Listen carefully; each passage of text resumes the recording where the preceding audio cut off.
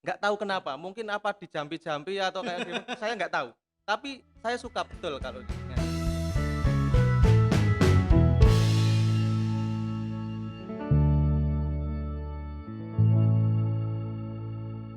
Selamat siang Sobat Sinaugis di seluruh Nusantara. Ketemu kita di hari ini, ada tamu spesial di garasi Sinaugis untuk konten siang hari ini. Kita sudah bersama dengan Mas Angga Dwi Laksono. Beliau siap. ini jauh-jauh dari Jogja lantai 2, turun gunung. Ilmunya sudah cukup kayaknya, turun gunung. Gimana kabarnya Mas Angga Dwi Laksono? Alhamdulillah Mas Ansori, sehat selalu ini. Alhamdulillah ya. Ya, Kita selalu bersyukur terhindar dari wabah COVID-19. Eh, Mas Angga, nah, siap siap. ini dulu itu saya juga pernah ikut ngedrone dengan jenengan. Gimana kabarnya untuk ngedronnya? Oh, ini kabar ngedronnya ya jadi ya?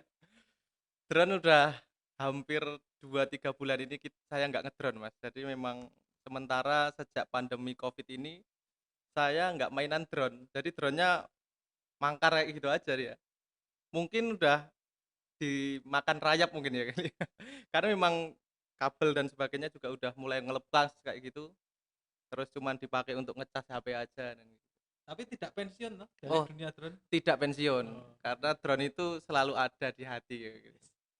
Oke, Mas Angga. Siap. Nah, sebenarnya dulu itu backgroundnya dari mana toh?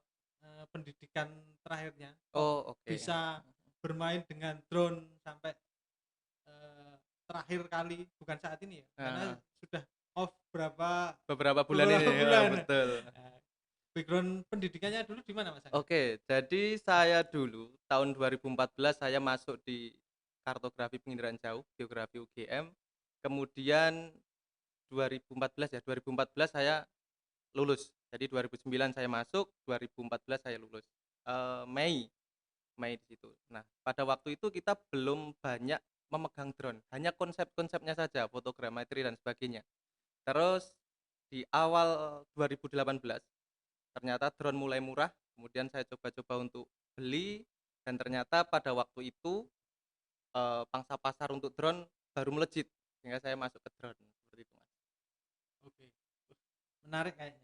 Nah, terus kenapa alasannya kok di masa pandemi ini drone-nya off itu kenapa Mas Oh, Angga? oke. Jadi pandemi ini membuat hampir semua sektor perekonomian perekonomian itu terkena dampaknya, termasuk proyek-proyek saya yang terkait dengan drone ini.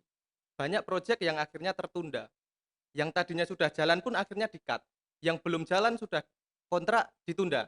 Nah, ini membuat saya pusing juga kayak gini, akhirnya ya wis lah daripada drone dipakai terus keluar, untuk apa, maintenance kayak gitu, ya udah saya saya simpen saja itu drone-nya, kayak gitu, Mas.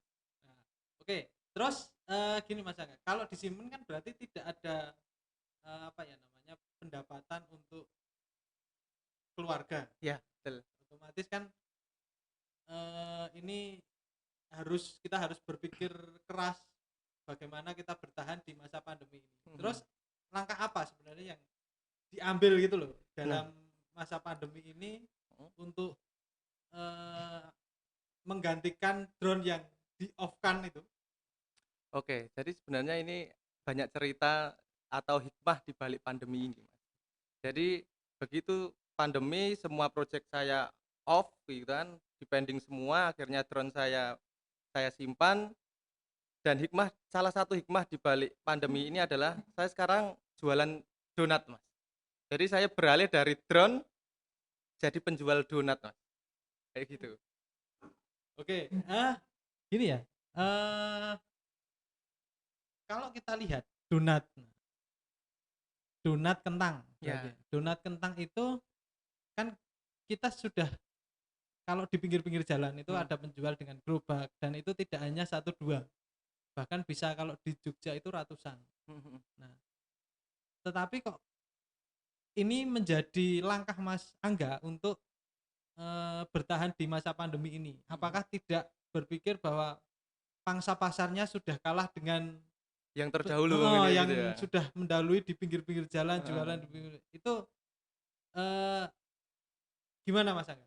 Oke, jadi memang donat ini sebenarnya saya juga tidak kepikiran, saya begitu ada Covid terus saya pengen jualan donat itu juga nggak kepikiran. Jadi memang saya itu termasuk salah satu orang penikmat donat, Mas. Jadi saya suka donat kentang, Mhm. tapi saya kalau orang Jawa bilang rodok ngleleng kayak gitu. Jadi tidak semua donat kentang saya mau. Nah, salah satu donat yang saya gemari adalah yang dibuat mertua saya. Nggak tahu Oke. kenapa, mungkin apa dijampi-jampi atau kayak gimana, saya nggak tahu. Tapi saya suka betul kalau dengan itu. Jadi donat yang dibuatkan mertua saya itu, kalau cuman satu piring saya kurang. Nah kayak gitu. Tapi kalau beli di pinggir jalan, saya nggak suka. Nggak habis 2 ya, Oke. 2 aja nggak habis. Kalau donat yang dibikinkan istri, lebih enak mana Mas? Kalau sekarang lebih enak yang bikinan istri, Mas. Kalau dulu sebelum belajar, enak punya mertua ini donatnya ini kan, kayak gitu. Oke. Nah, eee, terus sampai saat ini berarti masih ini ya, apa namanya, bisnis donat atau jualan donatnya masih berjalan? Masih berjalan. Jadi saya lanjutkan ceritanya tadi. Karena saya punya selera sendiri terkait donat ini, maka, sebenarnya saya juga belum ada kepikiran ini akan melangkah menjadi sebuah bisnis. Saya makan donat, tapi pengen donat dari mertua, tapi kok di awal-awal pandemi Covid, saya nggak berani ke Wonosari, rumah saya Semin. Semin ke Wonosari itu sekitar 25 kilo. Mhm. Nah, kalau ke sana takutnya nanti kalau ada Covid-nya gitu kan. Akhirnya saya coba, diskusi sama istri, saya pengen donat, kemudian, kita dikirimi resep dari mertua, terus kita coba iseng-iseng bikin. Sekali bikin 1/2 kilo tepung kayak gitu. Kemudian 1/2 kilo itu hasil pertama bentuknya jelek, Mas, nggak kayak donat. Jadi kayak donat tapi gepeng kayak gitu kan, gepeng kayak gitu. Tapi rasanya sudah masuk, rasa sudah enak, gitu. Nah, selama itu saya hanya memenuhi kebutuhan saja. Saya pengen, ya udah buat, pengen buat. Padahal 1/2 kilogram tepung itu bisa menghasilkan 30 donat. Nah, nggak mungkin kalau saya habiskan dalam satu waktu. Akhirnya saya paling cuman ambil 5 atau 10, yang 20 kita kasih ke, saudara-saudara, tetangga-tetangga kayak gitu. Akhirnya ya wes kayak gitu terus. Besok pengen lagi, bikin lagi, kasih lagi gitu kan. Pengen lagi, bikin lagi dan kasih lagi, terus seperti itu. Nah, sampai satu waktu tetangga ini kok bilang enak gitu kan. Bilang enak, terus saya juga merasa kalau setiap kali pengen kok bikin, kemudian setiap kali pengen kok bikin lagi, ini kok menjadi sesuatu yang boros, padahal di pandemi Covid kayak gini kita harus save, ya kan? Nggak ada pendapatan nggak masalah, tapi harus save, harus pinter nge-save. Kalau bisa ya harus ada pendapatan meskipun kecil. Akhirnya saya berpikir dengan istri, gimana caranya supaya donat ini bisa disimpan lama, sehingga ketika saya pengen tinggal goreng aja gitu. Nggak perlu yang harus bikin, padahal kalau bikin itu Mas, saya bikin dengan istri itu minimal 3 jam, itu baru jadi, karena donat itu butuh proses. Jadi ada waktunya, mulai dari bikin adonan sampai ke goreng itu punya waktu sendiri-sendiri. Nah, akhirnya dari situ kita membuat, riset-riset ya, riset-riset donat ini bisa disimpan dan seterusnya. Nah, kemudian kita iseng-iseng tuh, kita kemas nih kayak gini nih. Ada plastiknya, Mhm. kemudian kita iseng-iseng pakai ini kemampuan seadanya ini. Tempel donat ya kan, dari Google jebret gitu, kasih tulisan, terus udah. Awalnya belum di-sealer, masih di staples gitu. Terus kita foto, kita pasang di Facebook gitu kan. Karena Mhm. saya termasuk anak muda yang Facebook gitulah, sosmed gitu kan. Saya pasang di Facebook, ternyata ada respon. Pertama kali buat 1 kilo jadi 5 bungkus, sehari itu habis, Mas. Wah, ini kan saya kaget ini. Wah ini gitu kan, peluang ini, masuk ini. Ya udah akhirnya berlanjut sampai sekarang, seperti itu. Oke. Wah, menarik Iya. menarik menarik. Nah, eee, ini Mas Angga, eee, apakah sampai saat ini itu yang mengerjakan hanya berdua dengan istri? Oh tidak, jadi Nah, memang dulu di awal itu kita hanya berdua. mhm, Bahkan ketika ada pesanan 10 pack saja, 10 bungkus oke. saja, kita mengerjakan itu dari jam 5 sore, selesainya jam setengah 12 malam, Mas. Akhirnya ada satu waktu pesanan itu sampai 20 pack. Ya wes, kita coba ngajak 2 orang gitu kan, yang anak-anak yang bisa diajak gitu kan, yang masih, dia, pada waktu itu dia masih SMP, terus yang satu itu sudah lulus SMA. Itu saudara atau tetangga? Saudara. Oh, saudara. Kita mainnya saudara dulu, kalau Iya, langsung yang main profesional saya nggak bisa gaji gitu iya. kan. Oke, akhirnya diajak terus kita berkembang terus sampai saat ini kita bisa ngajak warga sekitar itu sekitar 21 orang. Uh, 21 orang. 21 orang. Iya, Nah, 21 orang itu dari kalangan apa, Mas, Angga? Kalau ini? 21 orang itu mulai dari ibu-ibu ada, Mhm, yang muda ada lulusan heeh, SMK gitu ada, bapak-bapak juga ada, mhm, dan memang kita kita misinya pemberdayaan, Mas. Jadi saya sadar saya hidup di desa, besok saya pengen hidup di sana juga, mhm, rumah di sana, kalau bisa kita buat satu usaha, satu kegiatan yang mana setiap orang nanti yang dia itu lulus sekolah mhm. tidak perlu merantau, cukup di sini saja gitu. Nah, misinya memang seperti itu. Iya. Wah, menarik nih. Nah, kan tidak setiap, tempat kita itu bisa memberdayakan masyarakat atau Betul, tetangga ya. dengan hal-hal seperti itu. Nah, eee, kok Mas Angga itu bisa sampai ibaratnya apa ya, menggait atau mengajak tetangga-tetangga sekitar untuk, "Yuk bekerja bareng." Nah, Nah, oke oke. itu gimana gitu loh, prosesnya? Karena tidak setiap tempat itu bisa kita modelkan seperti itu. Betul sekali. Jadi memang ini tantangan sendiri, Mas, buat saya yang awalnya cuman penikmat donat, terus pengen menjual donat, sekarang akhirnya nambah orang sampai 21 itu, tantangan tersendirinya adalah di tim. Ini kan menjadi sebuah tim Mhm, produksi. Tim produksi dengan background orang-orang desa. Orang-orang desa itu tidak bisa disamakan dengan orang-orang kota yang dia itu mainnya profesional. Nah, orang desa ini punya kebudayaan dia, punya budaya yang pakai roso, Mas. Pakai roso yang kita mainkan di rosonya, iya, akhirnya di rosonya. Jadi kalau kita ngajak kemarin, sebenarnya kita nggak ngajak-ngajak juga, hanya kita nggait 2 orang itu, terus kok kita tambah ada pesanan, mhm, terus mereka saling saling datang gitu, Mas. Jadi pertama saya berdua dengan 2 sepupu itu, mhm, terus om, bule gitu pada dateng, ngaruhke gitu. Jadi memang di desa itu iya, seperti itu, ngaruhke terus tak tawarin, "Piye ikut po?" Gitu. Nah ikut, karena memang di desa itu 30.000, 40.000 diopeni betul, Mas. iya, Dan yang penting adalah pasedulurane. Nah, bagaimana cara menggait itu ya memang kita harus mengenal karakter masing-masing orang, yang muda dengan yang, tua, bahkan sesama tua dia beda tempat, beda rumah, itu harus harus nyerateninnya beda. iya, Nah, kayak gitu. Memang memang itu adalah tantangan tersendiri. Menurut saya dibandingkan menjual ini lebih sulit, Mas. Membuat tim solid itu iya, memang sulit sekali. Tapi ya kita seratin terus, kita harus tahu karakternya gimana, dia bisa dipasang di mana, ini bisa dipasang di mana gitu. Jadi memang pemetaan kemampuan masing-masing individu itu sangat sangat penting banget di situ gitu. Jadi memang gitu. Terus, eee, terlebih lagi ini, jadi di dalam pembuatan donat itu kita hanya memanfaatkan bagian telur itu kuningnya saja. Nah putihnya mhm, putihnya itu kita kasih ke mereka. Jadi mereka seneng, udah dapat duit, dapat lauk, nah itu. Jadi itu memang salah oke, satu triknya di iya. situ, Oh begitu, gitu, heeh, nah, menarik menarik menarik. Nah menarik.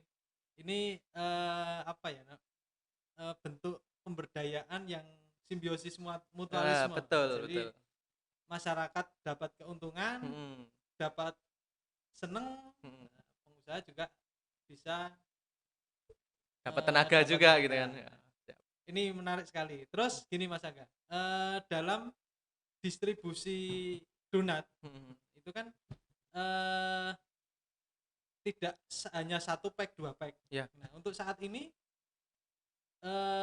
setiap hari mhm. produksi atau berapa hari produksi, berapa hari sekali produksinya, kemudian sekali produksi itu berapa pack, Berapa yang dihasilkan berapa gitu yang ya. dihasilkan? Oke, kita produksi itu setiap hari, Mas. Jadi setiap hari mulai dari Senin sampai Mhm, Sabtu. Nah, Minggu itu diliburkan. Jadi memang kita sejak awal kita coba untuk main profesional. Kalau Minggu ya libur, gitu mainnya. Nah, Setiap kali produksi, kita bisa produksi untuk saat ini sekitar 250-270 pack seharinya. Nah, kita pengirimannya itu 2 hari sekali. 2 hari sekali itu, sekali kirim ya sekitar 400-500 pack, kayak gitu. Itu yang dikirim ke mitra-mitra Jogja, Itu sekali kirim itu setiap hari atau per berapa? 2 hari Per sekali. 2 hari Ya, sekali? jadwal saya itu Selasa, Kamis, sama Mhm, Sabtu untuk kirim ke mitra. mhm. Nah, sekali kirim itu 400 sampai 500 pack, kayak gitu. Berarti dalam seminggu ada sekitar, Ya. 1.500 pack ya, kayak gitu. Nah itu, berapa Mas jumlah mitra yang Yang di sudah terdaftar heeh, saat ini ya. iya, Jumlah mitra saat ini sekitar 25 mitra, mhm, tersebar di seluruh DIY, mhm, kemudian di Cawas, Klaten, Solo ada mhm. juga, Semarang ada 3, kemudian Kendal ada 1, gitu Mas.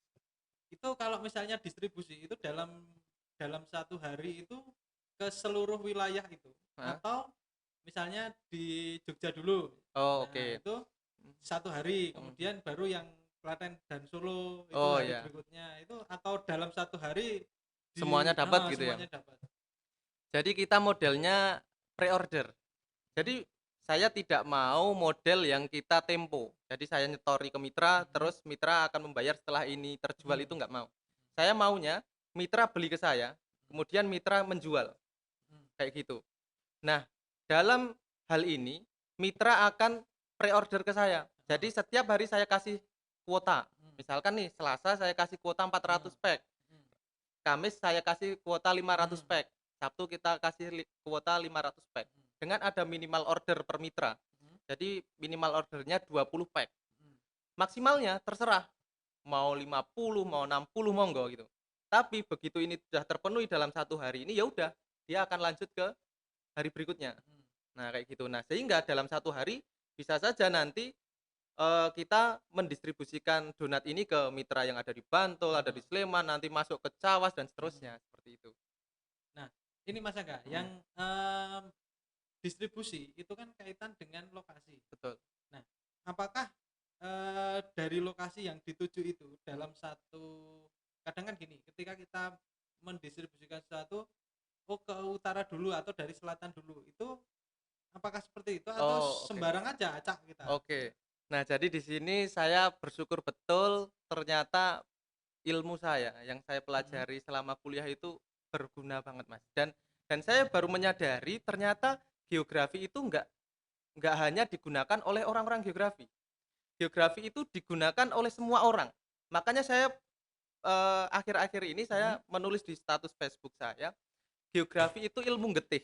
Jadi semua orang itu belajar geografi, termasuk dalam pendistribusian ini. Saya menyadari usaha saya ini awalan, tujuan saya apa? Tujuan saya adalah menyebarkan virus ini, menyebarkan mhm, virus brand saya untuk segera dikenal ke seluruh kalangan di Jogja. Pada waktu itu memang mhm, target saya Jogja saja. mhm, Nah, sehingga apa yang saya lakukan? Yang saya lakukan adalah melihat peta Jogja, melihat posisi di mana saja mitra itu harus saya posisikan. iya, Harus saya, oh berarti di sini harus ada mitra nih, harus ada mitra dan seterusnya.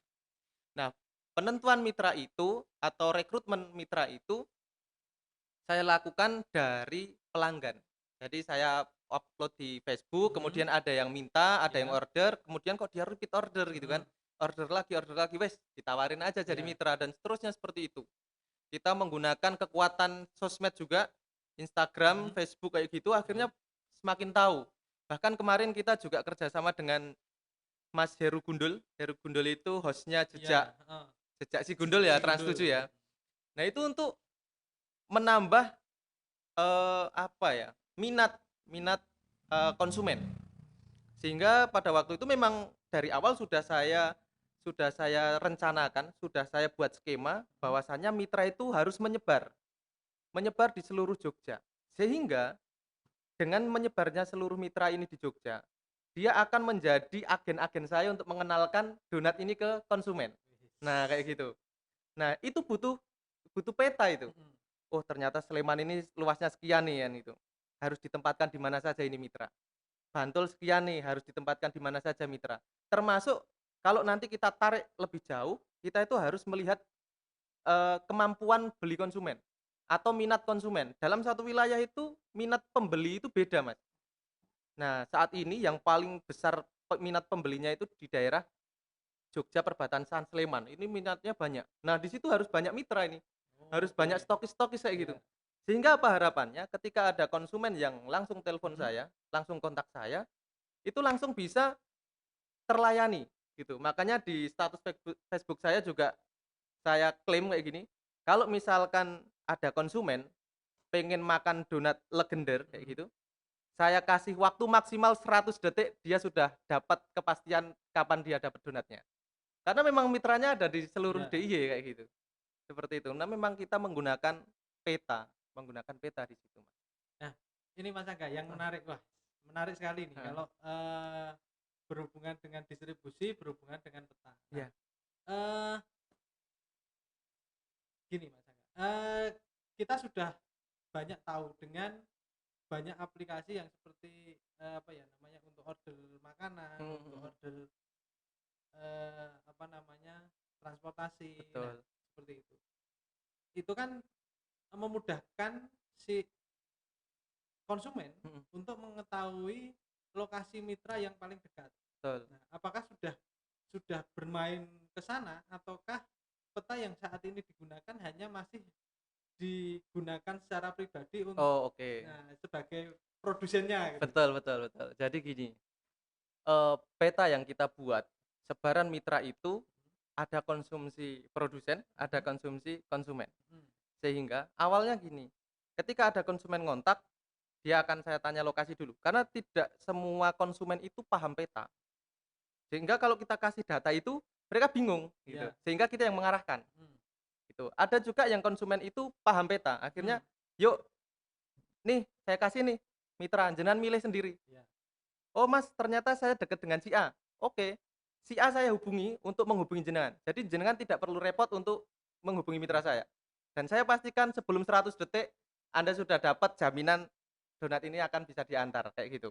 Cuman ngantarnya kapan kan, kayak gitu. Iya. Karena mitra itu kan punya kesibukan sendiri Mhm. juga, seperti itu. Nah, jadi itu untuk kepentingan konsumen, jadi dia akan tahu nih lokasi, "Oh ternyata saya dekat dengan si A, si B, Mhm. dan si C," gitu. Sehingga tidak hanya cuman satu pilihan, tapi dia punya pilihan 3 4 5 Iya. dan seterusnya.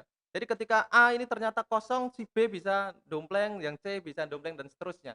Mana yang bersedia, mana yang punya stok. Itu dari sisi konsumen ya. Dari Oke, sisi iya. produsen, lokasi-lokasi mitra ini juga membantu dalam pendistribusian donatnya. Mhm. Ya, kalau di kuliah dulu namanya network analyst ini. Cuman ternyata driver saya juga udah belajar ini gitu, Mas. Wes. Iya, driver saya kebetulan Pak RT, jadi memang strateginya harus harus main, mana sih ini orang-orang pemerintah yang harus di-guide supaya Iya. nanti kalau ada kegiatan misalkan, "Wah ini satu RT pada kerja semua, gugur gunungnya piye iki? Wong Pak RT ini melu kok." Gitu loh. Heeh. Nah itu driver saya, Bapak ART itu, dia sekarang sudah menggunakan peta. Bahkan saya kasih satu HP untuk dijadikan navigator, ya, navigasi. Tugas saya adalah menentukan, besok pengiriman Mhm. itu nomor satu kemana, nomor 2 Mhm. kemana, 3 kemana. Nah, penentuan ini sudah menggunakan network analyst, Iya. itu saya yang pegang. Cuman begitu sudah dieksekusi di lapangan, driver saya tinggal, oh misalkan Bu Dewi gitu kan, Iya. dia langsung titik ke posisinya Bu Dewi, Mhm. dia tahu nih jalurnya. Dan dari HP itu, kita juga menggunakan salah satu, eee, fasilitas juga di Map, Mhm. ya, di Google Map itu, kita bisa nyadap posisi dia. Jadi, saya di rumah, saya tahu posisi driver itu di mana. Karena saya harus komunikasi terus dengan Iya. mitra, ya kan, "Mitra Mas sudah sampai Mhm. mana nih? Kira-kira sampai tempat saya jam berapa?" Itu kan. Mhm. Nah, saya harus bisa melihat itu, saya bisa mengestimasi, bahwa berarti sampai sana jam berapa, sampai sini jam berapa, dan seterusnya. Mhm. Sehingga di sini fungsi peta banyak sekali, mulai dari, merencanakan area-area tangkapan konsumen, ya Mhm. kan tadi, kemudian cara pendistribusiannya, Heeh. network analisnya, kemudian pantauan tadi, estimasi waktu, sampai di sini jam berapa, sampai sini dan jam berapa, itu pakai peta semua itu, seperti itu, Mas. Oke, Mas Angga, Mhm menarik ini, tambah menarik. mhm Nah, mungkin asumsi saya pribadi dengan sobat-sobat Cinaugis mhm itu akan berpikiran ketika usaha donat yang itu masuk ke dalam kategori UMKM. Ya, ya. Nah, itu kan ketika menggunakan teknologi seperti itu, orang akan berpikiran, wah ini investasi mahal. Oke. Karena peralatannya mungkin bisa jadi itu cukup mahal Oke, untuk oke. membuat sistem network analis, kemudian pelacakan si driver. Nah, Hmm. yang digunakan Mas Angga itu seperti apa? Apakah itu memang investasi khusus atau itu memang engine yang sudah Sudah ada ada gitu ya. dan bisa dipakai oleh setiap orang, Mhm. kemudian free? Oke, oke. Bahasa network analis, spatial analis itu sebenarnya cuman menurut saya itu bahasa mata kuliah aja, Mas, mata kuliah. Tapi sebenarnya itu jane, oh posisi di sini, posisi ke sana gitu, lewatnya mana gitu Ya. aja. Jadi sebenarnya itu mudah sekali Mhm, dan kita pakai pakai fasilitas yang ada di smartphone saja, di mhm, Android saja, sehingga semua bisa melakukan itu, semua bisa memakai itu, mhm. seperti itu. Jadi bahkan sekarang driver saya udah canggih sekali dia. Update lokasi bukan bukan lagi ke lokasinya siapa, tapi Ya. koordinat yang dikirim. Nah, ini kan bagus ini, Pak RT loh dia. Pak RT udah mainnya, "Mas, sekarang saya menuju ini koordinatnya ya, alamatnya," itu. Karena memang dia bukan bukan orang Jogja juga gitu Ya. kan. Dia orang Sukoharjo, Mhm. kemudian nggak tahu Jogja, "Wes pokoknya main iki, Mas." Caranya nanti kalau misalkan, saya kirim lewat WhatsApp, kalau misalkan ada lokasi update, ya udah nanti tinggal diklik aja, udah ketemu nanti. Sekarang Oke. udah sangat enak sekali, Mas. Oke, Mas Angga. Wah, Mhm, berarti memang penting ya mhm, dalam berbisnis kita menggunakan spasial, menggunakan apa namanya, peta mhm, untuk mempermudah distribusi maupun konsumen. betul. Apakah apa namanya, metode ini itu kalau kita ngomongkan bisnis berarti ada omset di situ. Nah, Aduh. apakah, eee, tools itu hanya apa ya, secara secara tidak langsung maupun secara langsung itu berefek cukup banyak Mhm. dengan omset yang dihasilkan?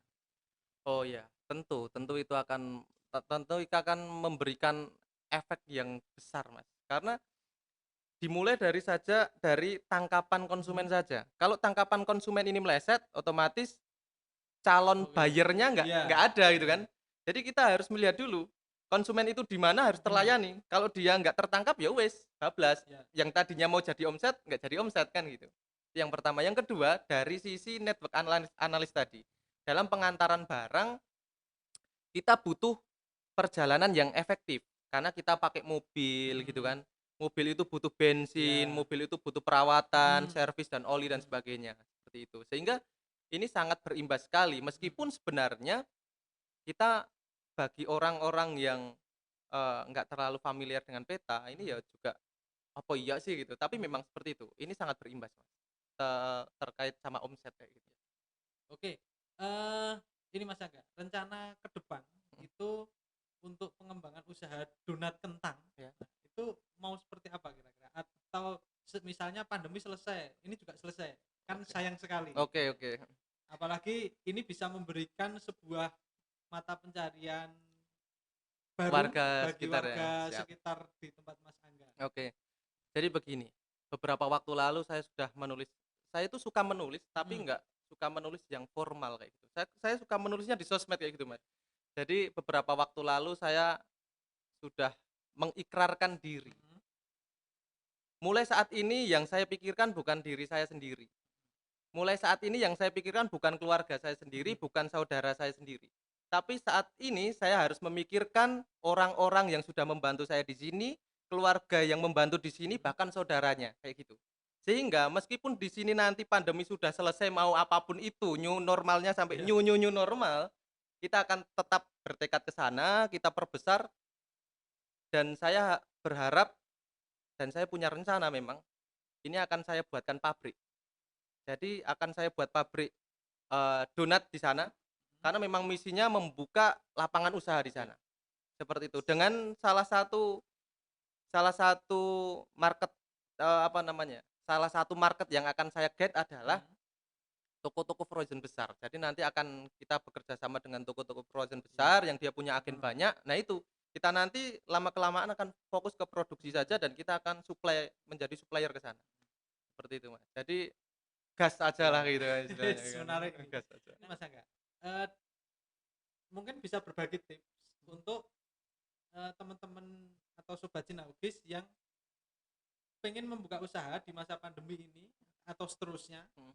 atau teman-teman yang menjalankan UMKM supaya memudahkan dalam distribusi, dalam produksi, itu Mas Angga bisa berbagi tips yang sederhana saja, yang mudah dilakukan dan itu tidak membutuhkan banyak modal. Oke, oke. Jadi mungkin tips yang akan saya berikan ini lebih untuk mereka yang mulai merajut usaha atau startup lah ya. Karena kalau dia sudah survive itu beda beda ceritanya kan.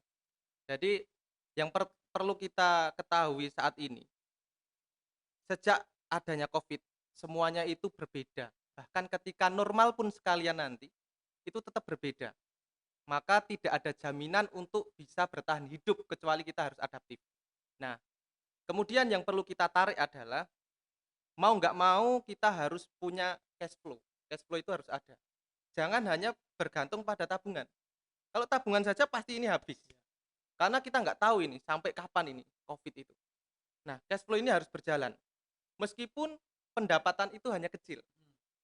Nah, kalau itu sudah menjadi masuk ke mindset kita, cash flow harus berjalan, pendapatan harus ada, maka kita harus melihat apakah kita itu akan egois di bidang kita atau gas aja semuanya.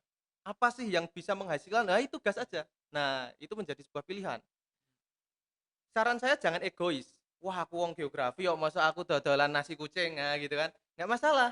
Selama itu mendatangkan pendapatan, oke, gitu.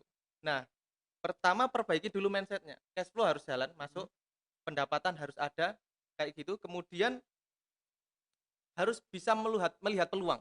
Jadi kalau semalam saya itu tidur sampai jam setengah dua, gara-gara saya nonton YouTube. Jadi ada orang Indonesia main ke Eropa, orang Eropa ini bilang ke orang Indonesia, "Wah, beruntung sekali sampean, jenengan," itu kan, kalau bahasa Jawanya gitu. "Beruntung sekali jenengan karena hidup di Indonesia. Mhm, Karena Indonesia itu peluang bisnisnya besar." Loh, kok bisa gitu? Karena di Indonesia masih banyak masalah itu kan. Bisnis itu hanya menemukan masalah, cari solusinya, udah. Kayak Grab, iya, Gojek dan sebagainya itu kan dia punya masalah mhm, kemacetan. Dia karena kemacetan nggak bisa nunggu akhirnya dia manggil, ojek online-nya mhm, kan gitu. Ini udah menjadi peluang bisnis. Bahkan ada juga yang peluang bisnis itu, orang itu ada yang gemeteran, tangannya keluar keringat, akhirnya wah ini menjadi sesuatu yang bermasalah ini, harus cari solusinya. mhm, Solusinya apa? Cuman dibuatkan bola kayak gabus itu. Tapi ini jadi bisnis kita. Nah, kita harus mencari masalah. Jadi kalau bisa kita cari-cari masalah aja, tapi dibarengi dengan solusi.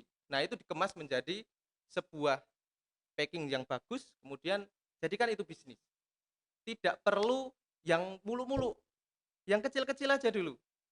Mulai dari diri kita, kenali diri kita itu passionnya seperti apa. Kalau kita itu orangnya nggak rapi dan sebagainya, ya jangan cari bisnis yang harus rapi-rapi gitu loh. Istilahnya kayak gitu ya, kenali diri kita, terus coba melihat pasar kayak mhm, gitu. Bahkan saya berbisnis donat ini juga tidak ada kesengajaan. Mulai dari saya suka donat, terus saya kasihkan dan silaturahmi berarti ya, kita kasihkan donat-donat itu ke tetangga dan sebagainya, responnya bagus meskipun di awal Mas, ketika saya ingin menjual donat itu, tetangga yang dulu saya kasih gratis itu mhm, ngomong enak, pas mau saya bilang ini mau saya jual 1.500 saja itu. Itu katanya kemahalan gitu. Tapi tenang saja, semua itu punya pasar iya, sendiri-sendiri.